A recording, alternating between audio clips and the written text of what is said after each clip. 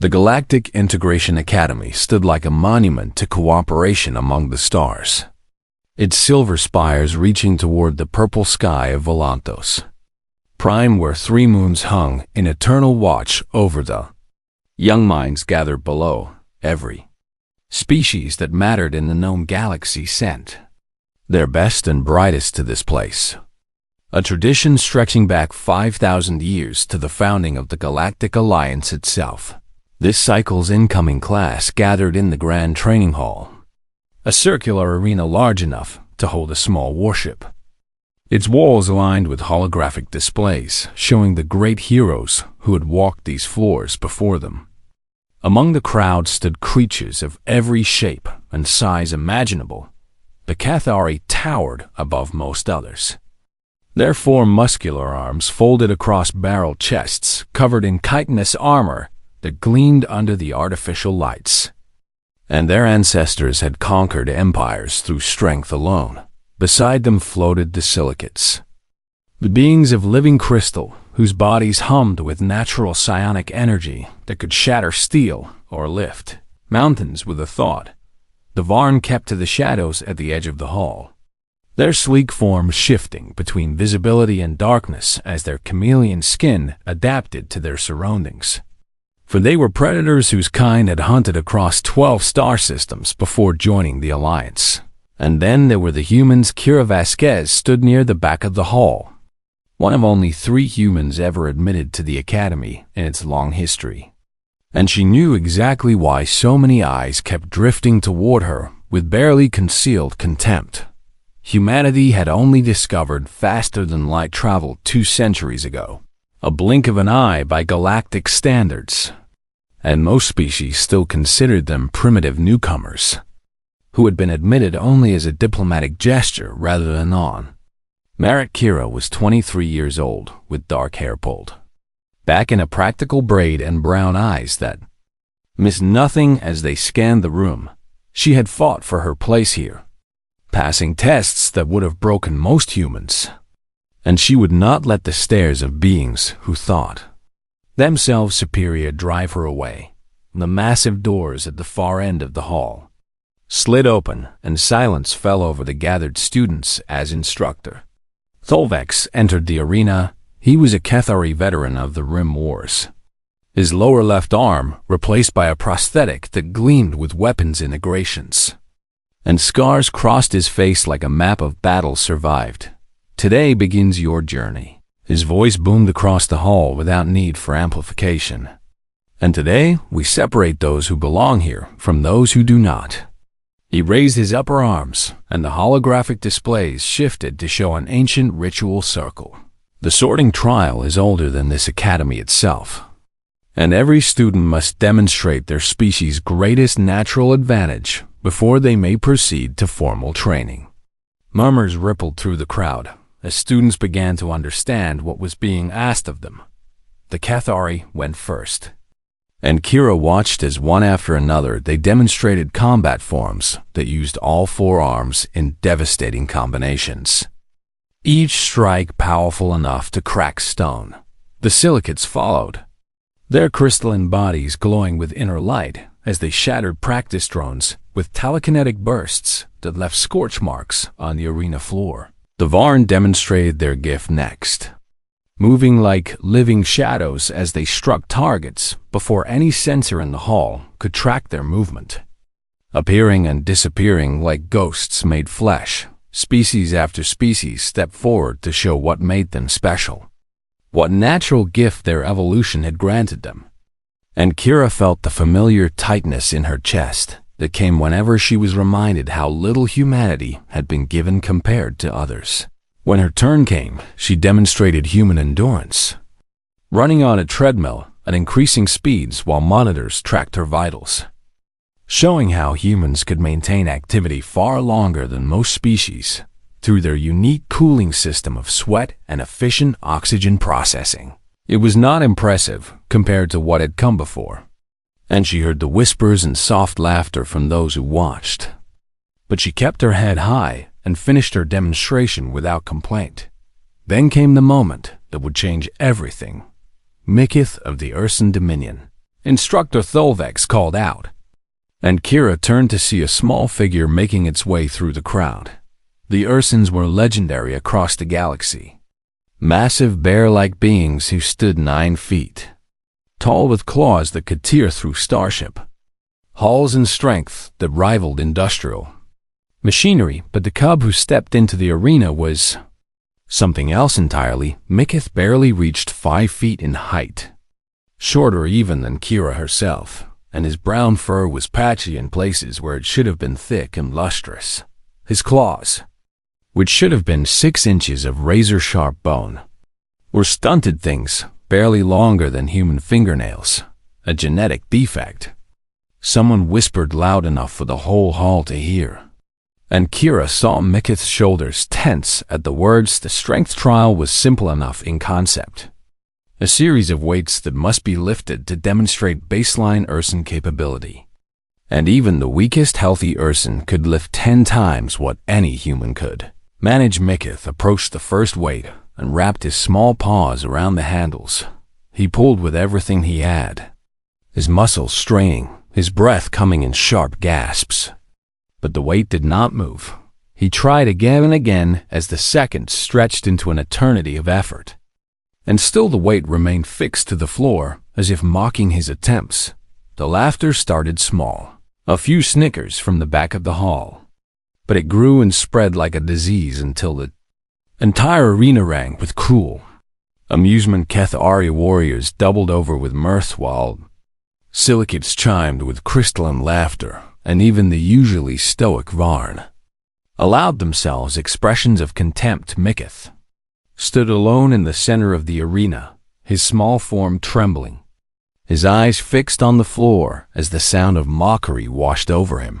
Like a wave of poison, Instructor Tholvex turned away from the display, marking something on his datapad with obvious disdain. And Kira could read the judgment in every line of his scarred face. The cub was worthless in his eyes, a waste of space that had no place in this academy. Of the elite, something hot and fierce rose in Kira's chest as she watched the small Ursin suffer. Alone, she thought of every time someone had told her the humans did not belong among the stars, every sneer and dismissal she had endured, every moment she had been judged not for what she could do, but for what she had been born as before she knew what she was doing. Kira Vasquez stepped forward onto the arena floor. The laughter died as students noticed a small human walking toward the trembling cub. And confusion replaced mockery on 100 alien faces. A human defending an Ursin made no sense to them, especially given that the two species had nearly gone to war over the Kepler incident just 50 years ago, when an Ursin mining corporation had tried to claim a human colony world. Kira stopped beside Mikith and placed a hand on his shoulder, feeling him flinch at the unexpected contact before slowly raising his head to look at her with eyes full of pain and shame. "Instructor," Kira said, her voice carrying clearly across the suddenly silent hall. "I invoke the right of advocacy."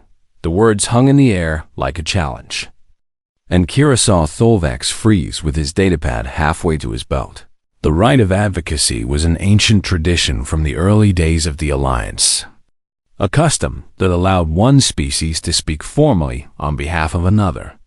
And it had not been invoked in the Academy for over 300 years, but it was still law, still binding. And Tholvex could not refuse without causing a diplomatic incident that would echo across the galaxy. His eyes narrowed as he turned to face the human who had dared to interrupt his trial. "Speak then." "Human," he growled, and the words dripped with contempt.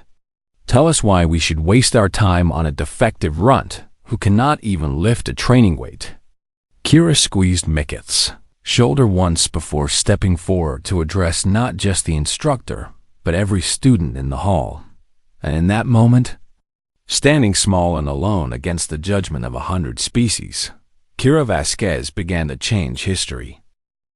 Kira stood in the center of the arena with every eye upon her, feeling the weight of 100 gazes pressing down like a physical force. But she had faced worse odds before, and she would not falter now Mikith remained behind her, his small form still trembling. And she could feel his confusion at why a human of all beings would stand up for him when his own kind had sent him here to fail. The silence stretched across the hall as students waited to see what this primitive newcomer could possibly say. In defense of a defective Urson Run instructor, Tholvex crossed his forearms over his chest and stared down at Kira with eyes that had watched thousands of students pass through these halls, most of whom had never dared to challenge his authority, even in the smallest way. "I'm waiting, human," he said, and his voice carried the boredom of someone who expected nothing of value from what was about to be spoken. Kira took a deep breath and turned to face the assembled students, her gaze moving slowly across the crowd to meet as many eyes as she could. "You measure worth by what a being is born with," she began, her voice steady and clear despite the pounding of her heart. "And today I watched the Kethari demonstrate combat forms they inherited from their ancestors, along with bodies designed for war." She pointed toward the floating silicates, whose crystalline forms still glowed faintly with psionic residue. "I watched beings of living crystal shatter targets with powers they did not earn or train for, powers they were simply born possessing through no effort of their own." Her hand swept toward the shadows where the Varn lurked. "I watched predators who evolved over millions of years to hunt and kill demonstrate abilities written into their very genetics before they took their first breath." Murmurs began to ripple through the crowd as students realized where she was going with this argument, and not all of them were pleased by the direction. "The Kethari did not earn their 4 arms," Kira continued, her voice rising, "and the silicates did not train for their psionics, and the Varn did not study to become invisible, and you call these things advantages as if possessing them makes you superior." She paused and let her words sink into the silence. "But what happens when natural gifts are not enough? What happens when you face a challenge that your evolution did not prepare you for? What happens when the universe does not care how many arms you have or how strong your mind is?" A Kethari warrior near the front let out a bark of laughter. "This is foolishness," he called out, and his voice was thick with contempt. "The weak perish and the strong survive. This is the law of nature across every world in the galaxy." "Is it?" Kira asked, and she turned to face him directly. "Then tell me, warrior, how did humans reach the stars?" The question hung in the air, and the Kethari's laughter faded as he struggled to find an answer. "We have no natural weapons," Kira continued. "No claws, no fangs, no armor, no venom. And our strength is laughable compared to almost every species in this room." She held up her hands, small and soft compared to the deadly appendages around her. "We cannot see magnetic fields or breathe methane or survive in vacuum. And our psionics are so weak they barely register on standard equipment. And by every measure you use to judge worth, we should have died in our caves millions of years ago." She lowered her hands and smiled, a thin expression that held no humor. "But we did not die, and we did not perish. And instead, we climbed out of those caves and learned to make fire and built tools to replace the claws we lacked and created medicine to cure the diseases our bodies could not fight." Her voice grew stronger with each word. "We looked at every challenge the universe threw at us, and we refused to accept that we were too weak to overcome it. And when our legs could not carry us fast enough, we tamed animals to ride, and then built machines to carry us even faster." She turned back to face Mikith, who was staring at her with something new in his eyes, something that might have been the first spark of hope.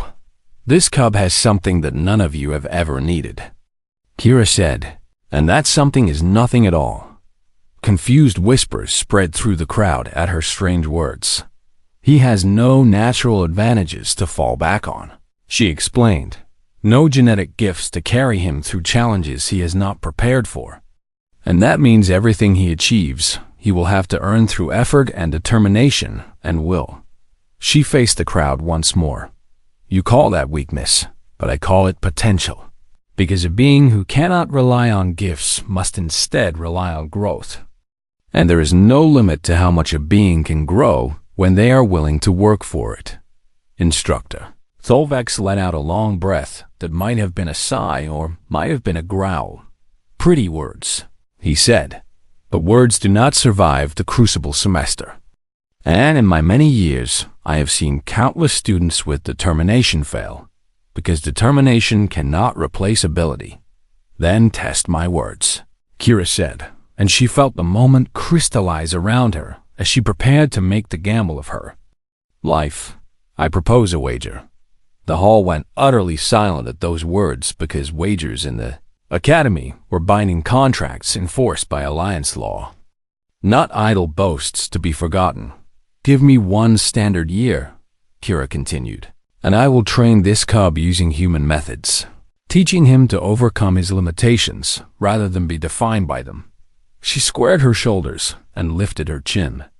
If Mikith is not in the top quarter of the class rankings by the end of that year, then I will withdraw from the academy voluntarily and never return. Gasps echoed through the hall because everyone knew what admission to this academy meant and what it had cost her to earn her place here. And if you succeed, Tholvex asked, and for the first time there was something other than contempt in his voice, something that might have been curiosity. Then every student who laughed today will publicly apologize, Kira said, and the academy will add a new course to the curriculum called Adaptive Excellence, teaching all students how to succeed without relying on natural advantages. The Kethari warrior who had laughed before stepped forward with fury in his eyes. You insult us, he snarled, suggesting that we need to learn from humans, from the weakest species to ever stumble into space. I suggest nothing, Kira replied calmly. I merely propose a wager, and if my methods are as worthless as you believe, then you lose nothing because I will fail and be gone. But if my methods work, then perhaps you will learn something valuable. She smiled again. And this time, there was a challenge in the expression. Unless you are afraid that I might succeed. The warrior's hands clenched into fists, but he could not respond without admitting fear. And so he remained silent as others around him shifted. Uncomfortably, Instructor Tholvex studied Kira for a long moment, his scarred face unreadable, and then he did something that shocked everyone present. He laughed. It was a rough sound, rusty from disuse, but it was genuine, and when it faded he nodded slowly. I've trained students for 40 years, he said, and I have never seen anyone invoke the right of advocacy, let alone stake their entire future on a being they met moments ago. He reached out and pressed a series of commands into his datapad. The wager is accepted and recorded, and you have 1 standard year to prove that human determination can overcome Ursan genetics. He turned to face the assembled students, his voice booming across the hall once more. Let this be witnessed by all present. The human Kira Vasquez has wagered her place at this academy on the success of the Ursan Mikith. And may the stars judge the outcome. The hall erupted in noise as students discussed what they had just witnessed, some mocking the foolish human, and others wondering if perhaps she knew something they did not. Kira turned to face Mikith and found him staring at her with tears running down his furred cheeks. Why? He asked, his voice barely a whisper. Why would you risk everything for me? We have never met. Our peoples were enemies. I do not understand. Kira knelt down so that her eyes were level with his, and she placed both hands on his shoulders. Because I know what it feels like to be told you are not good enough, she said softly. And I know that feeling is a lie, and I am going to prove it to you and to everyone else in this academy. She stood and held out her hand in the human gesture of partnership. But I cannot do it alone, and you will have to work harder than you have ever worked in your life. And there will be days when you want to quit, so I need to know now if you are willing to try. Mikith looked at her hand for a long moment. This strange small appendage, offered by a being from a species his people had nearly gone to war with. And then he reached out and grasped it firmly. I will try, he said. and his voice was stronger than it had been before. "I will try with everything I have." Kira squeezed his paw and smiled. A real smile this time, warm and full of promise. "Then let us get to work." The first month was the hardest because Mikith had spent his entire life trying to be something he was not. And Kira had to break down those walls before she could build anything new. They met every morning before the suns rose, training in a small practice room that Kira had reserved at the far edge of the academy grounds where no one would watch them fail. "Stop trying to fight like an Urson," Kira said on the third day as Mikith attempted another clumsy strike at a training dummy. "You do not have Urson strength, so Urson techniques will never work for you." Mikith's shoulders slumped and frustration burned in his eyes. "Then how am I supposed to fight?" he asked. "If I cannot use my own people's methods, then what do I have left?" Kira smiled and walked to the center of the room. "Let me show you something," she said. "Attack me with everything you have." Mikith hesitated because even stunted, he was still heavier than the small human in front of him. But Kira simply waited with her hands at her sides until he finally rushed forward with a growl. What happened next was too fast for him to follow. One moment he was charging, and the next moment he was on the floor with Kira's arm wrapped around his throat, not squeezing hard enough to hurt, but firmly enough to make her point. "How?" he gasped as she released him and helped him back to his feet. "Leverage," Kira said, "and redirection and using your opponent's force against them. These are techniques humans developed because we always had to fight things stronger than ourselves." She assumed a stance that looked almost relaxed compared to the aggressive postures he had been taught. On Earth, our ancestors hunted creatures, many times their size, without claws or fangs. And they did it by being patient and smart, and by refusing to fight on their prey's terms. Over the following weeks, she taught him the foundation of what humans called martial arts, ancient techniques developed over thousands of years by a species that had never had natural weapons. She showed him how to use joint locks that could bring down a being twice his size by attacking the places where bones met and muscles connected. She taught him throws that used his opponent's momentum to send them flying without requiring great strength. She drilled him in evasion until he could slip through attacks that should have crushed him, moving in ways that his larger cousins could never manage because their bulk made them slow. "Your size is not a weakness," Kira told him again and again. "It is a different kind of strength, one that lets you go where others cannot and move in ways they cannot follow." But fighting was only part of what she taught him on Earth. She explained there had been a practice called persistence hunting, where humans would chase prey not to catch it quickly, but to exhaust it over hours or even days. "Most predators are sprinters," she said as they ran laps around the academy's outer ring in the pale light of dawn. "They catch their food fast or they lose it, but humans evolved to run forever, to keep going long after others had stopped." She pushed him to build his endurance until he could outlast students who were naturally faster than him, teaching him that victory did not always go to the swift, but often to those who simply refused to quit. She introduced him to strategy and tactics, sharing stories from human military history that made his eyes widen with disbelief. "You are telling me," he said one evening as they studied together in her quarters, "that a small group of humans defeated an army of thousands by using the terrain against them? The Battle of Thermopylae?" Kira nodded.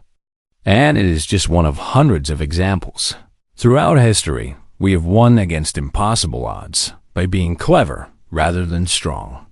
She pulled up holographic displays showing battles and campaigns where smaller forces had triumphed through preparation, deception, and the willingness to think differently than their enemies. "The greatest human generals were not the ones with the biggest armies," she said. "They were the ones who understood that war is fought in the mind before it is fought on the battlefield." Mikith absorbed these lessons with a hunger that surprised even Kira. his quick mind finding patterns and applications that she had not considered. Other students began to notice the strange pair training together at odd hours, and some came to mock them, while others simply watched with curiosity. A group of HFY warriors interrupted one of their sessions in the 4th month, surrounding them in the practice room with cruel smiles on their faces. The human and her pet, the leader sneered. We wanted to see this famous training for ourselves. Kira felt Mikith tense beside her, but she placed a hand on his arm. Then watch, she said calmly, and she walked to the center of the room and gestured for Mikith to face her. What followed was a demonstration that silenced the mockery. Mikith moved like water flowing around stone, evading Kira's attacks and responding with precise counters that showed perfect understanding of leverage and momentum. He was not yet ready to face real opponents in combat, but the foundations were solid and growing stronger every day. The HFY left without another word, and Kira saw something in their eyes that had not been there before. Something that might have been the first seed of doubt. By the 6th month, Mikith survived his first full combat simulation against an automated opponent, lasting 3 times longer than his initial assessment had predicted. By the 8th month, he won a simulation for the first time, defeating a program designed to mimic Varn combat patterns by predicting where the simulated predator would strike and simply not being there when it did. Word spread through the academy and students began to gather in the observation galleries to watch the small Urson train. With his human mentor, some still laughed, but others fell silent as they watched techniques they had never seen before. Methods that did not rely on natural gifts, but on skill and determination and an endless willingness to learn. A few students began approaching Kira quietly, beings who had their own struggles and their own reasons to feel like they did not belong. A silicate whose psionic abilities had been damaged in an accident came to her first, asking if human methods might help where natural healing had failed. Then a young Varn whose chameleon skin was defective, leaving her visible when she should have been able to disappear. Others followed, beings from a dozen species who had been told they were not good enough. And Kira began to realize that she had started something larger than a single wager. She taught them all what she taught Mikith, that limitations were starting points rather than endings, and that there was no challenge that could not be overcome by a mind willing to find another way. By the 10th month, Mikith faced his greatest test yet. A full-blooded Urson warrior named Kronak challenged him to a sparring match, claiming he wanted to see if the runt had actually learned anything useful. The match took place in the main arena with hundreds of students watching. From the galleries above, Kronak stood nearly twice Mikith's height, with claws that gleamed like polished steel and muscles that bulged beneath his thick fur.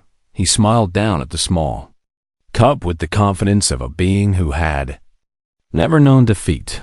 Let us finish this quickly, he growled. I have better things to do than play with defectives. He charged like a mountain falling forward, claws extended for a strike that would have torn through metal. Mikith was not there when he arrived.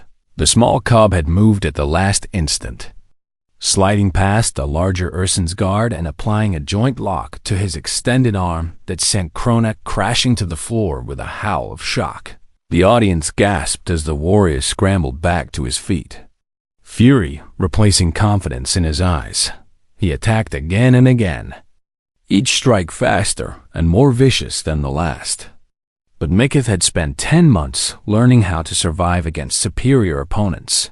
He evaded and redirected and waited, letting Kronak exhaust himself against an opponent who refused to stand still and fight fairly. When the moment came, Mikith moved with precision born of endless practice, slipping behind his opponent and applying a chokehold that Kira had taught him, a technique no Urson had ever seen before. Kronak struggled for long seconds before finally slapping the floor in submission, and the sound echoed through a hall that had fallen completely silent. Mikith released him and stepped back, breathing hard but standing tall despite his small stature. and then something unexpected happened. A single pair of hands began to clap from somewhere in the gallery. And then another joined, and then another, until applause rolled through the arena like thunder. Some of those clapping were the same students who had laughed on the first day. And Kira saw understanding dawning in their eyes. The class had stopped laughing. The days that followed were unlike anything Mikith's teammates had ever experienced, because leadership under the small Urson looked nothing like what they had been taught. He did not command or demand or threaten. Instead, he planned and prepared, and made sure everyone understood their role before any action was taken. Food was rationed using calculations Kira had taught him, stretching their supplies while giving everyone enough to maintain strength. Shelter was constructed using engineering principles from human survival manuals, designs that conserved heat and protected against predators without requiring constant vigilance. Shadow's wound was treated with plant remedies that humans had discovered over millennia of trial and error.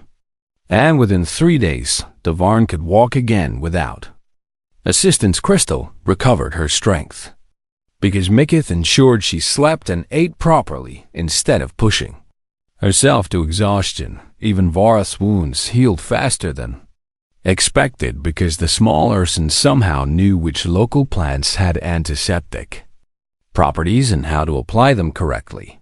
Where did you learn all this?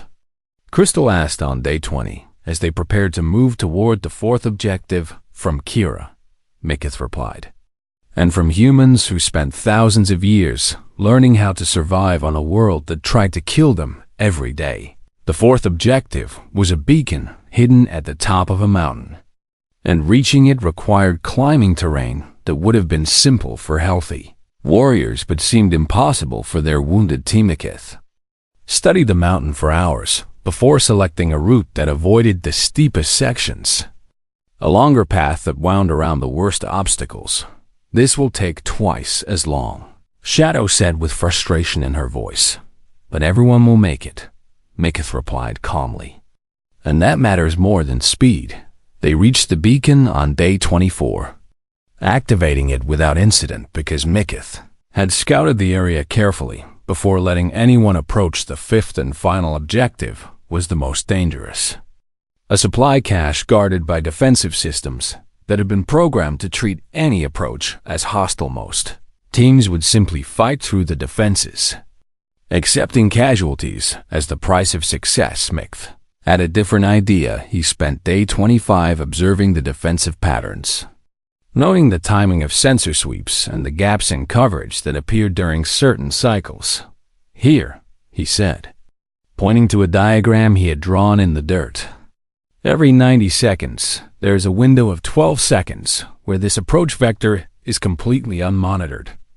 Vorath stared at the diagram with disbelief in his eyes. You want us to sneak past defenses designed to stop entire assault teams? I want us to walk through a door that no one thought to lock, Mikith replied, because everyone assumed that strength was the only way in.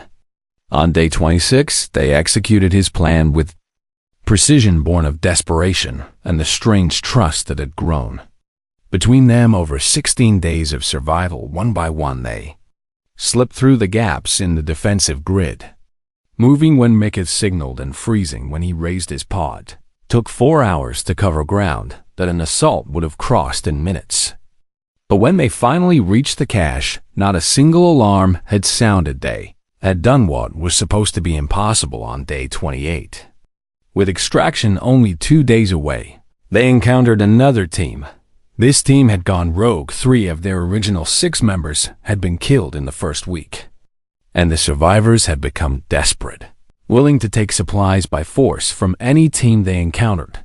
Their leader was a full-grown Urson named Kavros, a warrior in his prime with hatred burning in his eyes. He stepped out of the tree line with his 2 remaining teammates and smiled at Mikith's exhausted group. Give us your supplies and your beacon codes, he growled, and we might let you live. Vara struggled to his feet, still weakened from his injuries, but unwilling to show fear. We will not surrender to traitors. he snarled. Kavros laughed. A cruel sound without any humor. Then you will die. Starting with the runt who thinks he can lead warriors. He looked directly at Mikith, with contempt dripping from every word. Step aside, little defective. This does not concern you.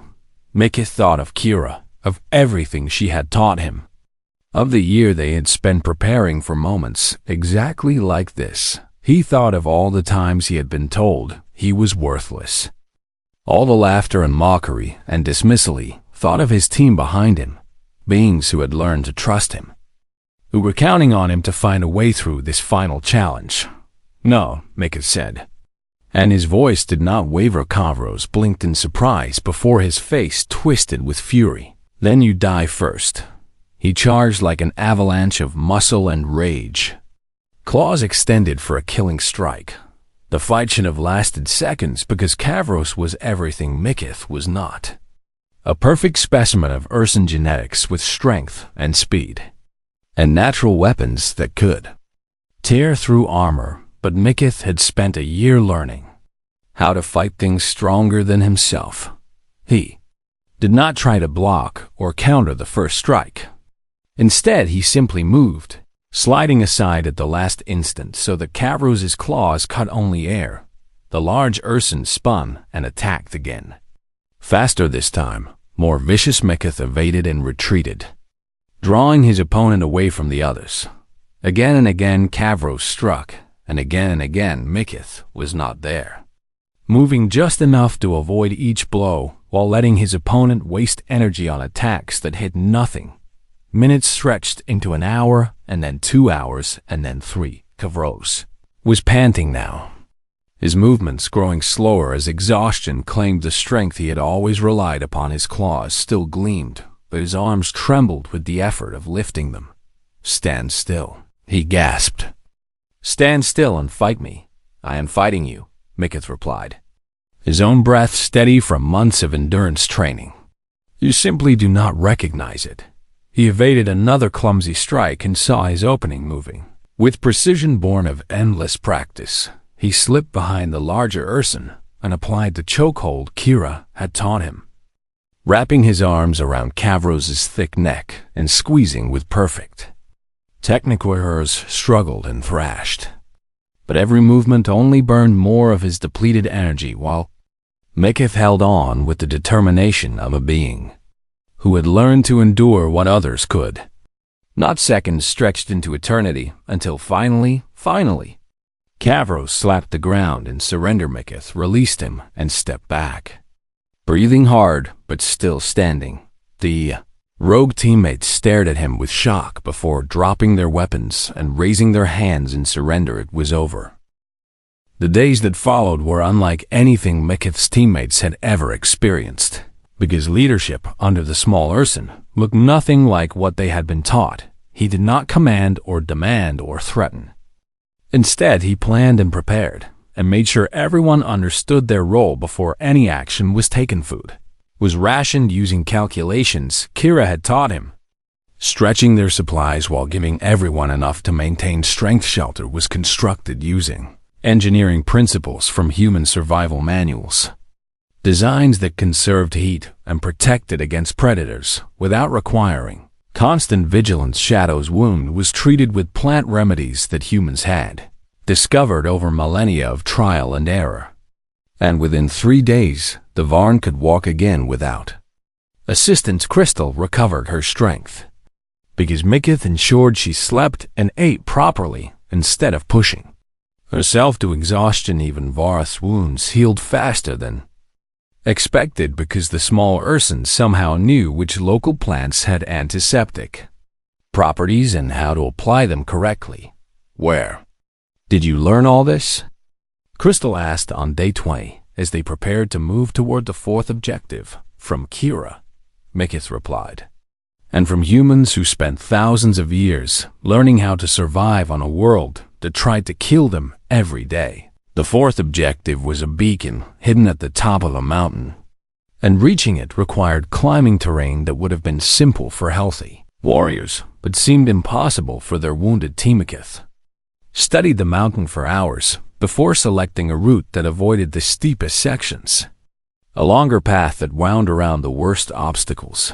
This will take twice as long, Shadow said with frustration in her voice. But everyone will make it, Miketh replied calmly. And that matters more than speed. They reached the beacon on day 24, activating it without incident because Miketh had scouted the area carefully before letting anyone approach. The fifth and final objective was the most dangerous. A supply cache guarded by defensive systems that had been programmed to treat any approach as hostile. Most teams would simply fight through the defenses, accepting casualties as the price of success. Miketh had a different idea. He spent day 25 observing the defensive patterns, noting the timing of sensor sweeps and the gaps in coverage that appeared during certain cycles. Here, he said, pointing to a diagram he had drawn in the dirt. Every 90 seconds, there is a window of 12 seconds where this approach vector is completely unmonitored. Vorath stared at the diagram with disbelief in his eyes. You want us to sneak past defenses designed to stop entire assault teams? I want us to walk through a door that no one thought to lock, Miketh replied, because everyone assumed that strength was the only way in. On day 26, they executed his plan with precision born of desperation and the strange trust that had grown. Between them, over 16 days of survival, one by one, they slipped through the gaps in the defensive grid, moving when Miketh signaled and freezing when he raised his paw. It took 4 hours to cover ground that an assault would have crossed in minutes. But when they finally reached the cache, not a single alarm had sounded. They had done what was supposed to be impossible on day 28. With extraction only 2 days away, they encountered another team. This team had gone rogue. 3 of their original 6 members had been killed in the first week, and the survivors had become desperate, willing to take supplies by force from any team they encountered. Their leader was a full-grown Urson named Kavros, a warrior in his prime with hatred burning. In his eyes, he stepped out of the tree line with his 2 remaining teammates and smiled at Miketh's exhausted group. Give us your supplies and your beacon codes, he growled, and we might let you live. Vorath struggled to his feet, still weakened from his injuries, but unwilling to show fear. We will not surrender to traitors, he snarled. Kavros laughed, a cruel sound without any humor. Then you will die. Starting with the runt who thinks he can lead warriors. He looked directly at Miketh with contempt dripping from every word. Step aside, little defective. This does not concern you. Miketh thought of Kira, of everything she had taught him, of the year they had spent preparing for moments exactly like this. He thought of all the times he had been told he was worthless, all the laughter and mockery and dismissal. He thought of his team behind him, beings who had learned to trust him, who were counting on him to find a way through this final challenge. No, Miketh said, and his voice did not waver. Kavros blinked in surprise before his face twisted with fury. Then you die first. He charged like an avalanche of muscle and rage, claws extended for a killing strike. The fight should have lasted seconds because Kavros was everything Miketh was not. A perfect specimen of Urson genetics with strength and speed, and natural weapons that could tear through armor. But Miketh had spent a year learning how to fight things stronger than himself. He did not try to block or counter the first strike. Instead, he simply moved, sliding aside at the last instant so that Kavros's claws cut only air. The large Urson spun and attacked again. Faster this time, more vicious. Miketh evaded and retreated, drawing his opponent away from the others. Again and again Kavros struck, and again Miketh was not there, moving just enough to avoid each blow while letting his opponent waste energy on attacks that hit nothing. Minutes stretched into an hour, and then 2 hours, and then 3. Kavros was panting now, his movements growing slower as exhaustion claimed the strength he had always relied upon. His claws still gleamed, but his arms trembled with the effort of lifting them. Stand still, he gasped. Stand still and fight me. I am fighting you, Mickens replied, his own breath steady from months of endurance training. You simply do not recognize it. He evaded another clumsy strike and saw his opening moving. With precision born of endless practice, he slipped behind the larger Urson and applied the chokehold Kira had taught him, wrapping his arms around Kavros' thick neck and squeezing with perfect technical. Kavros struggled and thrashed, but every movement only burned more of his depleted energy, while Mikith held on with the determination of a being who had learned to endure what others could. Not seconds stretched into eternity until finally, Kavros slapped the ground in surrender. Mikith released him and stepped back, breathing hard but still standing. The rogue teammates stared at him with shock before dropping their weapons and raising their hands in surrender. It was over.